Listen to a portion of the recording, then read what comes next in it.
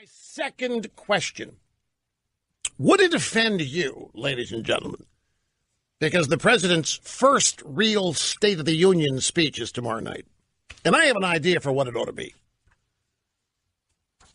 Trump can accomplish everything he wants to accomplish in 15 to 20 seconds and then leave.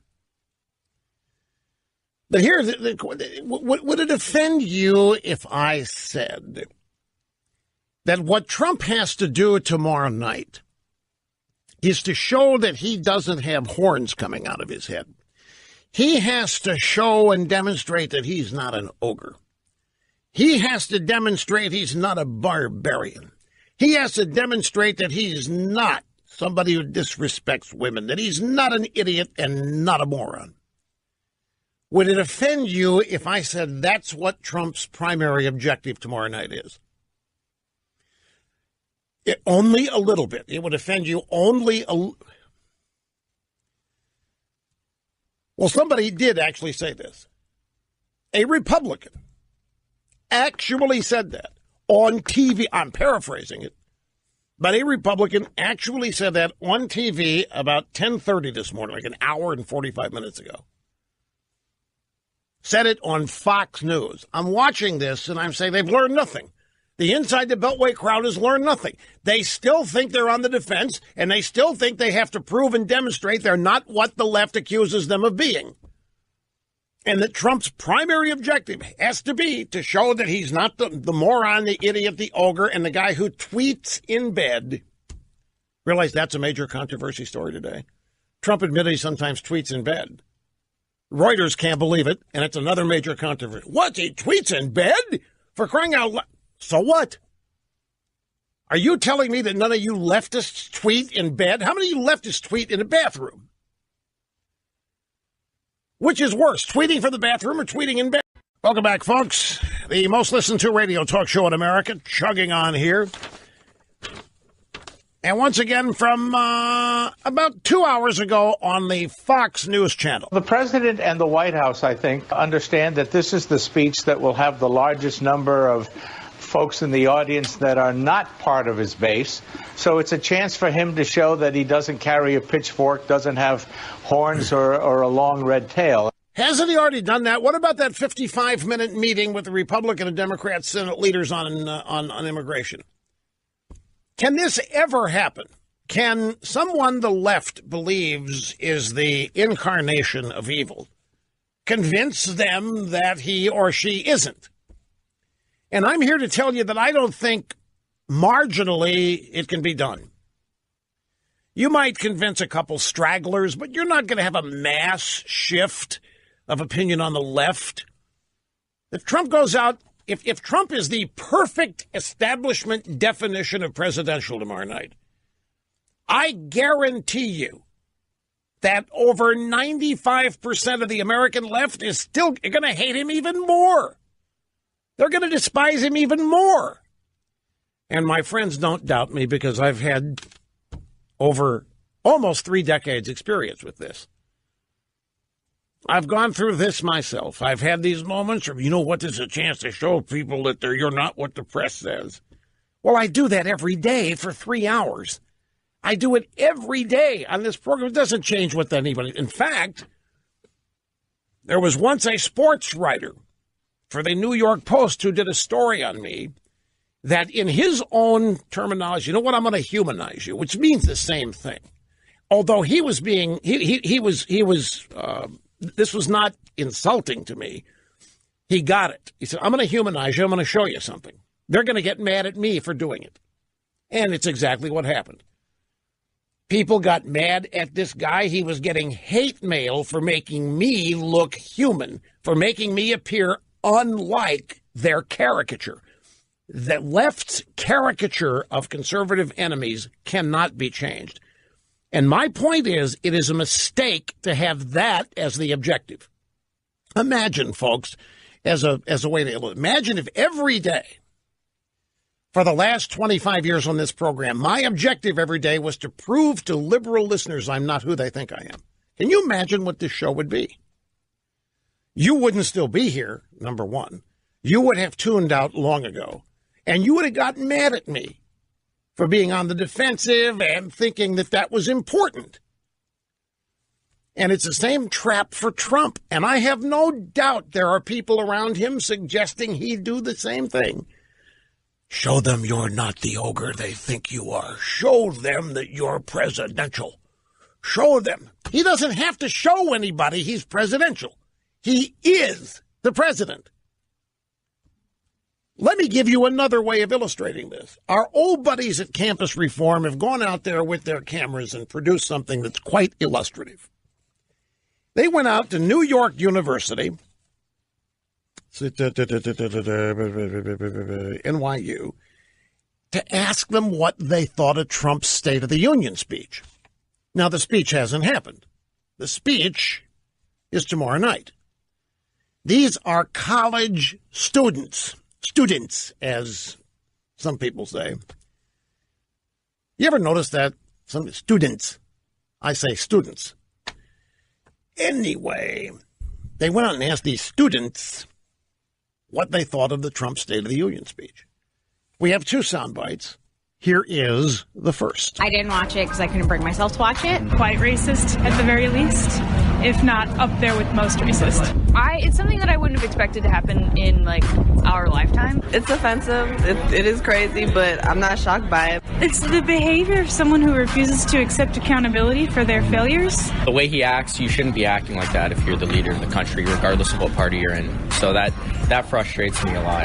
I mean, it doesn't surprise me that was his State of the Union address. Hopefully everything that he's outlined can be overturned by the public opinion. Well, now, I'm told that it can cost up to $60,000 a year to go to NYU, including room and board. And Campus Reform found these students to comment on Trump's State of the Union speech. And what did they say? And it hasn't even happened. It's racist. It was offensive. It's the behavior of somebody who refuses to accept accountability for their failures. The way he acted, you shouldn't be acting like that if you're the leader of the free world or the country, regardless of what party you're in. Hopefully everything he outlined can be overturned by the public opinion. He hasn't given the speech yet. So you tell me, do you think Trump could go on TV tomorrow night and change the way people think about him by behaving in whatever they claim is the way to do it? Civilized, responsible. What? You think these college kids are going to change their opinion of Trump? This isn't going to happen. It's the way to drive away your base. Here's the next soundbite. Even more students on the Campus Reform video tour of New York University. One of the craziest moments when he started a build the wall chant with all the Republicans that were there. Okay. People on social media were accusing him of basically using the State of the Union as a campaign event. Yeah, that's kind of ridiculous. I think it's absolutely crazy. The fact that he started a chant, he's big on those. What's your reaction? I think it reveals that he has the temperament of a 3-year-old. Okay, so the Campus Reform guy told these kids that Trump started a chant for build the wall during the State of the Union speech and that they believed him, and then they commented on it. Craziest moments when he started a build the wall chant with all the Republicans that were there. People on social media were accusing him of basically using the State of the Union as a campaign event. That was the Campus Reform guy telling these students what had not happened. Cabot Williams is the media director of Campus Reform, and he said people on social media were accusing Trump of basically using a State of the Union as a campaign event. Yeah, that's kind of ridiculous, said one student. Yeah, it's crazy, said another. It didn't happen. So if, I mean, this is built-in hate. This is built-in prejudice from some of the brightest minds of America's future, right? NYU students. But you could probably do this on any college campus in the country. No, you couldn't get away with this at Hillsdale. I guarantee that's right. At Hillsdale, you couldn't go. You wouldn't find one student at Hillsdale who would get faked out into thinking the State of the Union speech had happened the day before it was to be given. That's a good point. My only point is to demonstrate that he doesn't have horns or a long red tail or not an ogre, a moron, bigot, racist, whatever. It's a fool's errand because the charge is baseless in the first place. You know, why give credence to a baseless charge? Why, once again, accept a totally fraudulent premise and then try to change it when it's all fake to begin with? This is why I say these people are not to be negotiated with. We're not to meet them halfway across the aisle. These people are to be defeated. These people have to be defeated, continually defeated, and rendered permanently in the minority. That's the only way of dealing with these people. We can't cooperate. We can't negotiate because there's nothing in common. Country has become too polarized and balkanized. At this point in time, there's no compromise. I'll tell you something else. If Trump did a perfect speech tonight, if Trump was the dictionary definition of presidential, it would make them want to impeach him even more. It's not going to calm anybody down, quite the opposite. It's what people don't understand to this day about the left. You can't compromise with them. That's not what they're about. Trump's got to go. That's it. There is no halfway measure. There is no talking them out of it, walking them backwards on it. Trump's got to go. That's an intractable position they have, and they're not coming off of it in any way. And so there's nothing to negotiate with these people on. It has to remain the policy to fully defeat these people and to keep defeating them so that they end up in a permanent minority. I don't care what the issue is. There's no compromise with them. They're not rational people. And now they're so rabid with hate. I mean, it's incredible. The Democrat Party, the American left, number one hate group in America today. The idea that Trump can somehow placate them. Trump is George W. Bush. They hated George W. Bush because he got elected because of Florida recount aftermath and all that. And it didn't ever change no matter what Bush did. Bush gave him a new entitlement. Medicare Part B.